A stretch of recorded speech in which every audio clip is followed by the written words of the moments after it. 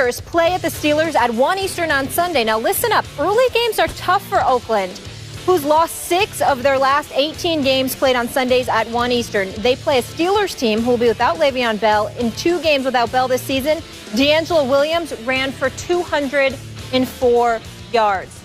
Who wins? I'm rolling with the Steelers. Okay, I'm rolling with the Steelers. I mean, listen. I will openly confess that the Oakland Raiders have surprised me. I mean, I know Derek Carr can play. I believe Amari Cooper's a stud. Khalil Mack speaks for itself. Justin Tuck's leadership. I didn't expect Charles Woodson to have the kind of year that he's having. He's been absolutely sensational. Proud of you, bro. Keep it up. But let me say this. As depressed as I am at another injury to Le'Veon Bell, incurred and initiated by the Cincinnati Bengals, okay? D'Angelo Williams is not too shabby. Oh, he's good. This is a starting running back in almost any other system. With the Steelers, he's a backup. He's averaging the same amount of yards per carry as Le'Veon Bell was at 4.9. I'm thinking about Ben Roethlisberger. Got a week, an extra week after working off the rust last week in the loss to the Cincinnati Bengals. Okay? So I expect things to be a little bit different this year. Is Oakland a good team? Yes. I don't think they're better than the Cincinnati Bengals. So we take that into account. Then you still got Antonio Brown. You still got Marcus Wheaton. You still have Martavis Bryant. You still have Heath Miller. You still have all of these requisite weapons. And dare I say, the Steelers' defense deserves a little bit of love compared to what they've usually been. It's a 6th-ranked defense in the NFL. Okay. It's a 6th-ranked defense in the NFL. 8 against the run, of course, even though they're 26th against the pass. I'm not happy about that. That worries me, especially when you take into account Amari Cooper. But nevertheless, and I look at Murray for Oakland, very impressive. I got all of that. But they're in Pittsburgh. They had to go from the West Coast to the East Coast. It's a 1 o'clock game, which is 10 in the morning for them. There's a whole bunch of little issues, little nuggets of issues working against them. And on top of it all, I don't think Ben Roethlisberger is going to look that bad 2 weeks in a row. Am I concerned about him? Sure I am. Because obviously when you get hit the way that he got hit against St. Louis, that's problematic because even though you might be healthy with that brace on, you're still dancing in the pocket. I even expect the Steelers to make an improvement special teams-wise, Dre Archer got cut. Wasn't producer for you. You got it, Jacoby Jones. Oh, that was hysterical. The same dude that Tomlin got in trouble for standing near the sideline a few years back. So they didn't trip him. He did not trip him. He did no something. Watch your mouth. Please. Watch your mouth. Mike Tomlin would never do such a thing. Yes, the point that I'm trying to make do anything to win. Well, not anything. He ain't Bill Belichick, but let's not go there. They did fine him. They did fine him. They fined him. So what? We get over it. Nobody's perfect in life. The point is, that's right. Nobody's perfect in life. The point is, the Steelers have a lot going for them in this game. Had it been in Oakland, I would have been considerably more worried. I know that Oakland is much improved.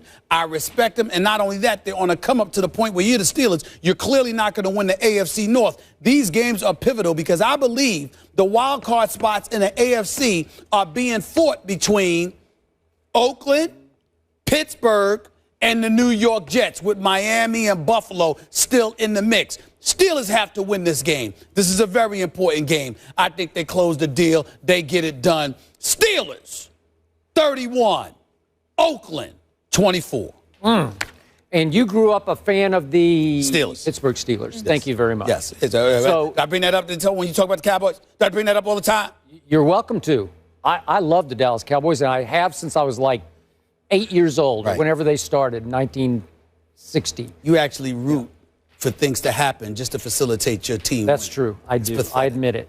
Now, speaking of picking with heart overhead, I am also going to pick with my heart on this game because I have slowly fallen in love with the Oakland Raiders. I love their rebirth because I covered the last Raiders team when I was out in the Bay Area. They got to the Super Bowl and then got humiliated, obviously, by John Gruden's team. Bad. But at least when the dude went to Mexico, right?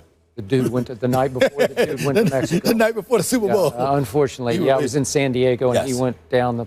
Okay, so we weren't good enough. Yes. Okay, so I'm picking with my heart here, but I do think the Raiders at 4-3 have a real shot at beating your Steelers. I agree. With Ben still a little tentative on his knee. He's still not sure of himself. And listen, this Khalil Mack can bring the thunder off the edge. He will cause some problems. He's special. for Mr. Roethlisberger. Okay, so remember when I picked the Raiders to beat Denver in the black hole? And I was way out on the limb with that one. Remember what happened? The Raiders are driving for the winning football. 6:53 left in the game. It's 3rd and 5 at the Denver 31. They're almost in range. They're almost in range for Sebastian Janikowski to win the game. And young Derek Carr throws a pick six to Chris Harris. He takes it 74 yards the other way. And that's how they lost that game. A narrow loss to a really good Denver team. And the other tough loss was against my guy Jay Cutler in Chicago, in which Derek Carr made the play to win the game with 2 minutes left.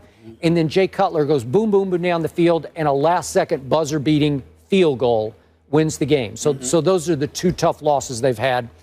And this time, I'm going to say that this is one team that has a meant-to-be feel to it, and your team this year does not have a meant to be. It's like meant not to be. That's fair. That's fair. If you're using that, I can't argue with that, because that definitely has a feel where the Oakland Raiders have paid their, their dues, and as a result, their time has arrived. I just think with the multitude of weapons that the Steelers have, particularly if Ben Roethlisberger, obviously he can't be what he was last week. He can't be that ailing quarterback that comes to the rescue because Landry Jones was a one-hit wonder after Michael Vick went down a couple of weeks ago against Arizona. It can happen. Okay, so Ben Roethlisberger has to be healthy, and I know that there are some things that have to work in the Steelers' way.